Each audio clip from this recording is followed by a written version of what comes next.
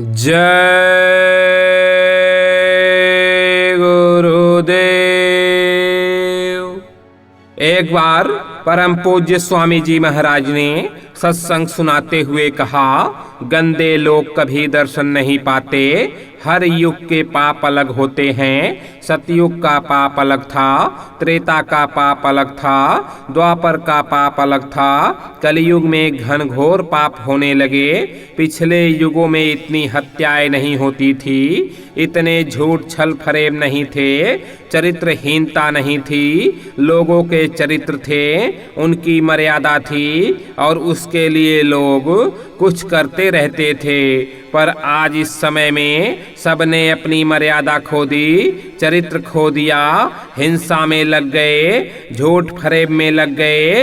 अब जो पाप सारी मर्यादा खोकर आप कर रहे हो, हिंसा कर रहे हो, वह पाप बिना महापुरुषों की दया के धुल नहीं सकते, उनकी सफाई नहीं होगी। यह ईश्वरी भावना का अनोखा दृश्य आपके सामने है। अगर इस भावना का विस्तार न किया जाता तो खून की नदी बहने लगती।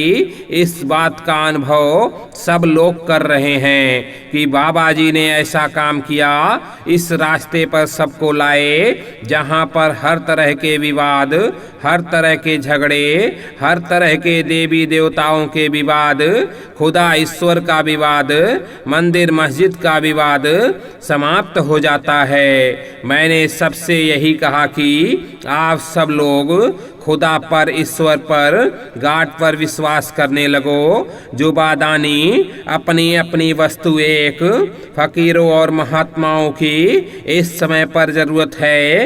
अगर वो दिशा नहीं देंगे तो सब लोग चीख पड़ेंगे, त्राहिमाम करेंगे। आप अनुभव करो कि ईश्वर की सत्ता का निरंतर प्रतिपादन होता रहेगा और होता रहा। महात्मा किसी के दुश्मन नहीं होते।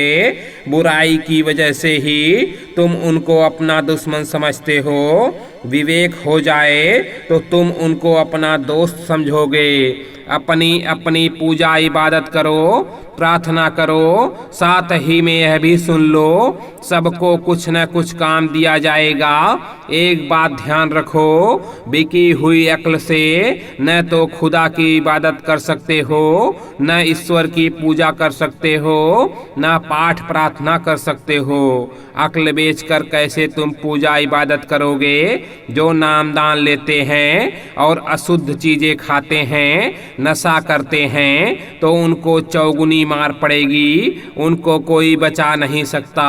संत मत में अशुद्ध वस्तुओं का सेवन सख्त मना है। आपको नामदान दिया जाता है कि आप भजन करके अपनी जीवात्मा को जन्म मरण से बचा लें, नरको 84 से बचा लें। आपको सोचना चाहिए कि आपको इस मनुष्य शरीर में अपने घर जाने का अधिकार मिला और भाग्य से रास्ता मिल गया, तो भजन करें, न कि अपनी जीवात्मा को और अधोगति में ले जाएं।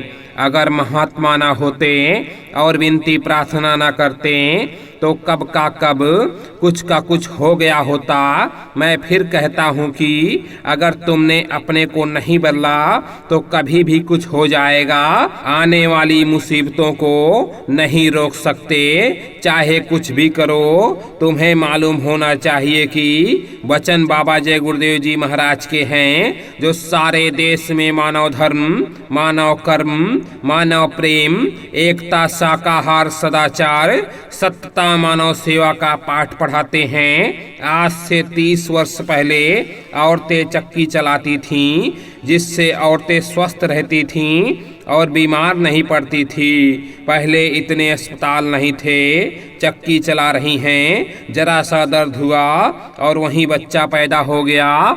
इतनी हष्ट पुष्ट औरतें पहले थी। हरीरा जो सोंठ का होता था उसको खा लेती थीं तो खून भी बन जाता था और शरीर में ताकत भी रहती थी। लेकिन अब तो यह सब कुछ छूट गया, इसलिए आज घर घर में बीमारी पैदा हो गई। इतने अधिक अस्पताल खुल गए, लेकिन फिर भी उनसे छुटकारा नहीं। ये बेचारे धोखे में फंस गए।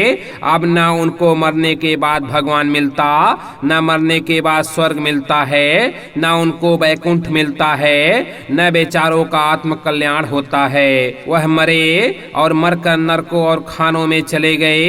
यही हम सब लोग क्या करते हैं कि हमारे बाप का, हमारी स्त्री का, हमारे परिवार का, हमारे दोस्त का, हमारे मित्र का, हमारे सगे संबंधी का, हमारे चाचा का, संबंधियों का, इनका क्या है, स्वर्गवास हो गया।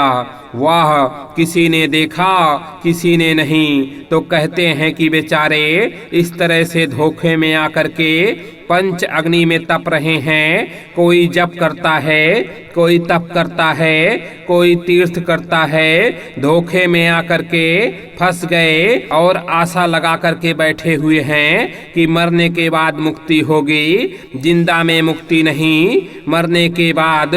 मगर हम सब लोगों को यह आशा नहीं रखनी है कि मरने के बाद हमारी मुक्ति हो जाएगी।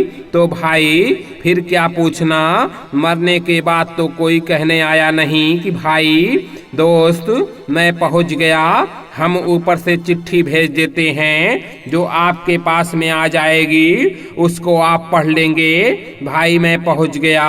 अगर जीते जी हम रास्ता ऋषियों का और मुनियों का, संतों और महात्माओं का अपना लेते और बीच के जो प्राणी हैं अगर कहीं महात्मा मिल जाएं, उनको तो सब सुधर जाएंगे। सत्संग पा करके वे परमात्मा का रास्ता पा जाएंगे, उनको सब परमात्मा का रास्ता मिल जाएगा।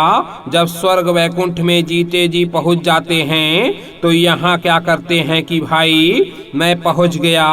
लोग पूछेंगे भाई किस रास्ते से गए, तो कहेंगे कि भाई यह रास्ता बना हुआ है जाने का, तुम भी इस रास्ते पर चल जाओ। जीवात्मा बहुत ही सुंदर है, इसकी सुंदरता का वर्णन नहीं किया जा सकता। इसमें एक आंख, एक कान और एक नाक है। यह मनुष्य शरीर में दोनों आंखों के पीछे बैठी हुई है। अंतर में जब चरण कमल के दर्शन होते हैं तब आत्मा बोध होता है। चरण कमल में बहुत तेज प्रकाश है। अंड सृष्टि का अंडा जब फूटता है तब जीवात्मा आसमानों में उड़ती है। नाम की शब्द की डोर पकड़कर जीवात्मा ऊपर दैविक लोकों में चढ़ती चली जाती है। काफिले पर काफिले क्यों निकाले जाते हैं? ताकि नए लोगों को भगवान का रास्ता मिले, प्रेमियों को मिलकर उसकी तैयारी करनी चाहिए। जैसे अपने पहले कई काफिले निकाले गए, उसकी सबसे जोर शोर से तैयारी की। आपको यह मालूम नहीं है कि कितने ऐसे संस्कारिक जीव हैं जिन्हें रास्ता नहीं मिला है। जब उन्हें रास्ता मिल जाएगा तो चल पड़ेंगे, भजन करके अपना आत्म कल्याण कर लेंगे। सेवा तैयारी में मदद करने वालों को भी उसका भाग मिलता है। जब दर्द उठता है तो संसार अच्छा नहीं लगता, तब दया हो जाती है। जिन्होंने दर्द भरी आवाज में पुकार किया तो दया हो गई और उन्होंने उस मालिक को प्राप्त कर लिया। हंस हंस कर किसी ने प्राप्त नहीं किया, जो रोए चिल्लाए केवल उन्होंने प्राप्त किया। जो महापुरुष कहें उसे करो, जो वो करेंगे उसे तुम नहीं कर सकते। सिमट जाओ, आंखों के ऊपर जाओ, यहीं वह बैठे हुए हैं। ऊपर जाओ, वह सफाई कर देंगे और तुम्हारे कर्मों को धो देंगे। महात्माओं ने सत्संग पर बहुत जोर दिया।